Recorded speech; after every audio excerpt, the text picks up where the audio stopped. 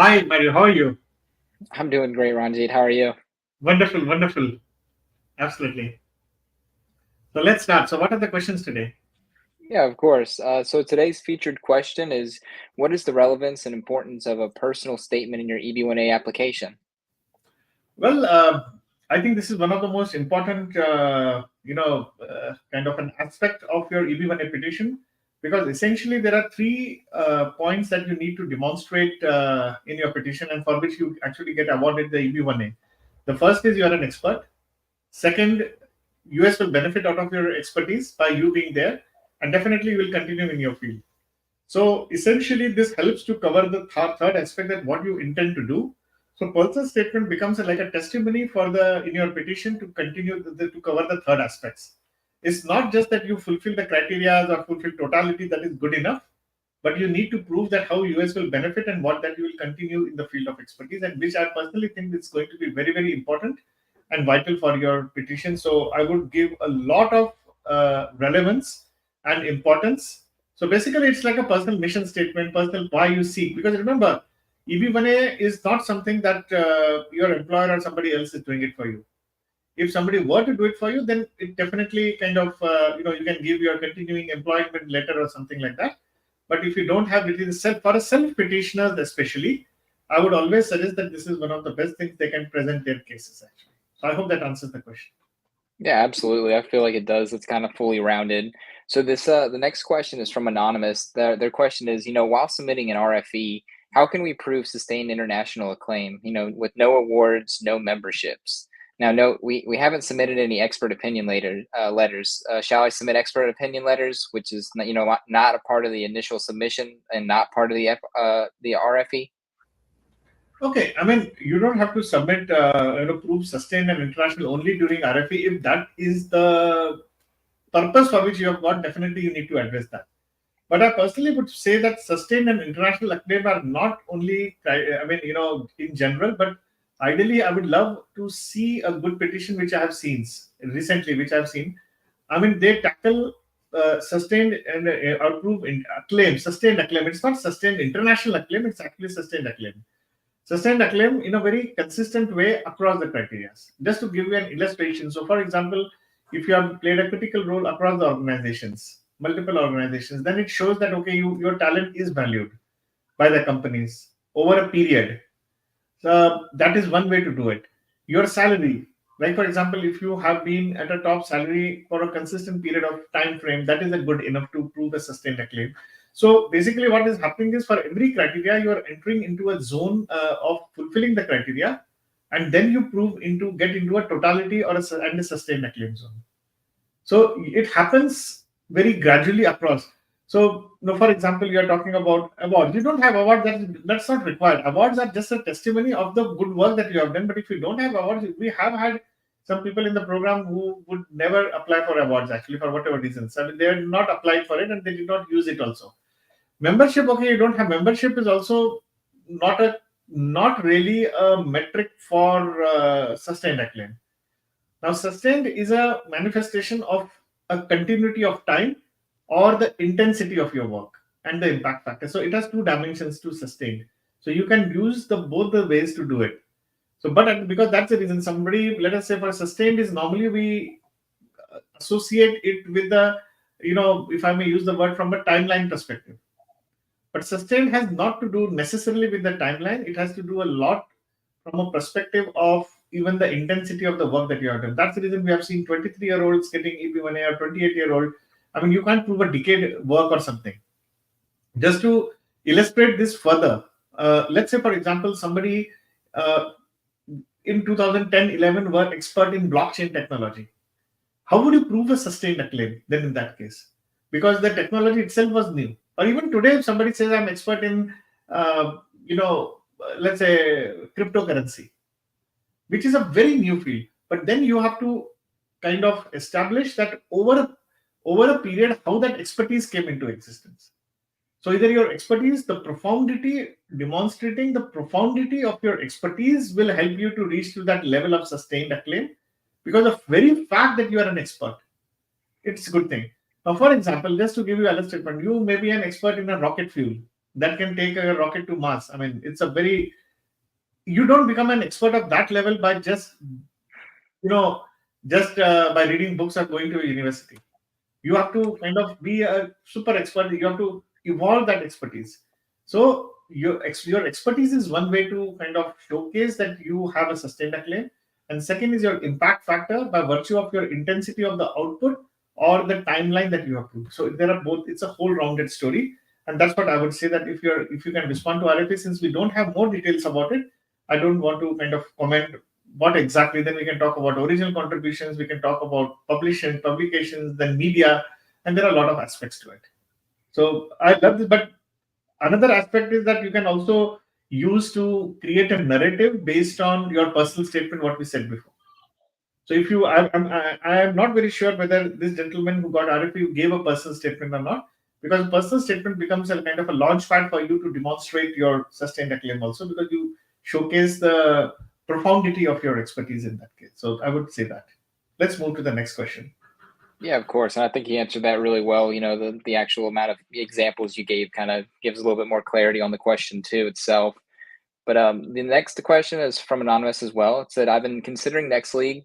I want to make the most out of the 6-month program. Would it be best to work on my own for the few months and then join the program to make the most out of my time?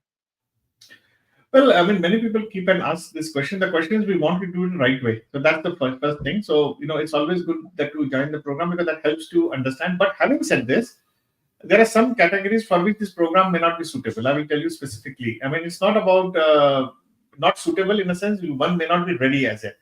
For example, there are 3 dimensions for success for your EB1A. The first is your degree of expertise. We always suggest that, we will help you to sharpen your expertise and to teach you how to present it. But we cannot, somebody is a web developer, somebody is a DevOps expert, somebody is a technologist, cyber security. We won't be teaching the technology to you. So you should be a technocrat, and whatever expertise you are in, the know-how of that should be profound. If you are not an expert, don't come to us. Or if you don't want to position yourself as an expert, then we would rather say that's the only time where we say that, you need to put your effort. Put your effort not in the output, but or towards your EB1A, but sharpening your expertise. Read books, go to school, sharpen your skills. That would be the one way to do it. The second dimension is understanding EB1A. That we will do the best of our ability to you. And we have seen that people had a lot of myths and a lot of questions. So you do it the right way. So that will be good for you. And third is how to present yourself, in a sense that how to draft recommendation letters, how to draft expert opinion letters, how to present a petition. So that will tell you how to work with a lawyer for this particular purpose. So we'll be more than happy to kind of help you navigate through the entire process. But the first thing, kind of a preliminary requirement for us to consider you for the program would be, are you an expert? If you think you are not an expert, I would always ask you to sharpen your skills actually and knowledge. But as I said, that this is something which is going to be very important. Otherwise, don't bother about EB1A. If you're thinking from an EB1A perspective, I mean, don't bother about it. That we will be kind of, you'll have a lot of narratives, a lot of success stories, and a lot of other aspects to somebody to navigate through you. Okay, that should help, I think, Barry. Absolutely. So this is a great one. So Anonymous asks, I worked on projects involving confidential company information or intellectual property. How can I demonstrate my work and expertise through this? Wonderful. It's a nice question, and we have faced a lot of things here. Some companies are in the process of filing patents. Somebody may proprietary work may be there. Definitely, you don't have to talk too much. You don't have to give a narrative of the nature of work or how you have done it, but you can always talk about what have you done, and then showcase the impact factor of that work. I mean, just to illustrate a point, let's say you are in Coke and you are the one who has founded the Coke formula. Let's say that you don't have to give the Coke formula as such to USCIS that this is your work product. Then you can actually say that, look, you have to give a proper narrative that will illustrate the fact that, I have created this formula which has helped the company grow millions of dollars, and get kind of evidences for that.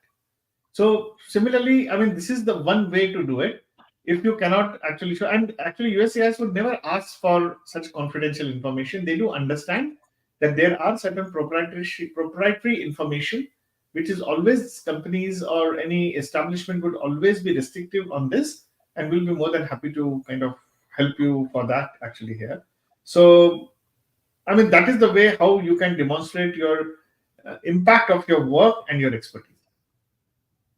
I hope that answers. Absolutely. Yeah, Mario. Yeah, absolutely. No, I think that's it's well stated. So this next question is, is it true that the USCIS does not consider stock compensation towards the high salary criteria? I work at a tech company where the majority of my compensation comes from stocks, and base salaries are capped even at higher levels. My high salary for my area is 250,000. My base salary is 190,000. My salary with stocks is 315,000, and my total compensation, bonus included, is 340,000. Yeah, congratulations on having such a wonderful illustrative. It shows speaks a lot volume about your credibility as a professional. Having said this, I mean, this question is it true? I don't want to subscribe to this because we have seen, and in the program there is a way how you need to present your case actually when you talk about this, because one of the aspects that you should realize that the from a USCIS perspective, the idea is not how much salary you are drawing or how much cash in salary that you are getting. The idea is what is the value of your expertise for which you should be considered EB1A. Remember, the criterias are nothing but just mere metrics to prove your expertise. Remember what I said earlier, there are three things for which you will get EB1A. First, you are an expert, US will benefit and you will continue your expertise. So all your criterias have to be oriented to prove these three aspects. It's not the other way around. So whether that's why we have seen people even getting 2 million salaries or 1 million salaries not being able to, successfully navigate through the even the salary criteria because they have not linked their expertise to that. But compensation has many forms in the modern era. It's not necessary that you always get paid in cash or a monthly paycheck. It could be sales. If somebody is working as a sales coach, we have seen a one wonderful case actually. Somebody has worked as, I think the HR where there is some performance review happens, then there is a quarterly bonus. There are sometimes stocks which are given. You can incorporate those things in your submissions, but definitely this would need a proper narrative. I would say that, and personally, no matter which part of US you are staying or which part of the world you are in, I definitely see that 340 being a very good emolument to fulfill the criteria. So congratulations, and on your EB1 journey, this definitely would be helpful. So thank you. Absolutely. Yeah. So one of our next questions is, how will your program help me write and publish papers? Well, I mean, we can just talk about the program. I mean, this is since it is related to the program. Well, it's very simple. We teach you how to fish actually. I mean, we don't give you the fish. So that's please understand that. So you'll have to do all the work. We have very focused and specialized sessions on, you know, how to publish, how to seek site. If at all that criteria is relevant to you. I mean, there are people in the program, at least we have 2 dozen people who are even become members of Forbes Council. They have been featured in Forbes. They write to even, focus quotes on, publications like, if I may say, New York Post or New York Times or Washington Post. We have seen our people being quoted there or featured there of such kind of, great publications. So we will help you, teach you how to write. Very focused. Writing is a very professional skill altogether because normally I think when in the era of chat GPTs and all AI tools, people have I think forgotten how to write a good. So we have kind of an approach how to do this, and we'll be more than happy to help you kind of do it. And if you feel stuck up, we'll always be there by your side. But remember, we can only teach you the skill of writing, and you have to apply your expertise. Remember, I said before that you need to be an expert in your field of expertise. And if you are an expert, and if you are taught how to write, definitely you can go through this whole process. In fact, I would say that 90% of the things what all our EB1A achievers have done, they have done post joining our program. They may not have written any articles before. What you need to communicate, how you need to communicate, those things that definitely we'll talk about, and will definitely help you if you kind of are with us. Thank you. Absolutely. Let's take a So last question. Yeah, absolutely. So this last question is, I understand that EB1A does not require a job offer. If I'm applying outside of the U.S., how do I prove to the USCIS that I will be working in my field of expertise within the U.S.? Wonderful. I think this question, this is the last question, and we start again from the featured question, which said that what is the relevance and importance of a personal statement in your EB1A application? This is the relevance. It's your declaration, it's your statement that you are making that how you will benefit the USA. So exactly we end where we started off from. So your personal statement becomes, so your declaration, your personal statement becomes a testimony. So you can definitely give a personal statement. If you get a job offer, kind of state that job offer with the proper evidences. If you're talking about doing a business, you can give a business plan. In my own petition, I think I did give some narrative that I wanted to go to school and kind of do something of my own. And that's what I'm doing right now. There are other people also doing the same. If you have a company job offer, you can blend it with the personal statement. But I would love to give a personal narrative because it's a self petition. I always like to see a good petition with a personal statement, even if you are having a job and you will continue the job. So I would always love that to be seeing that.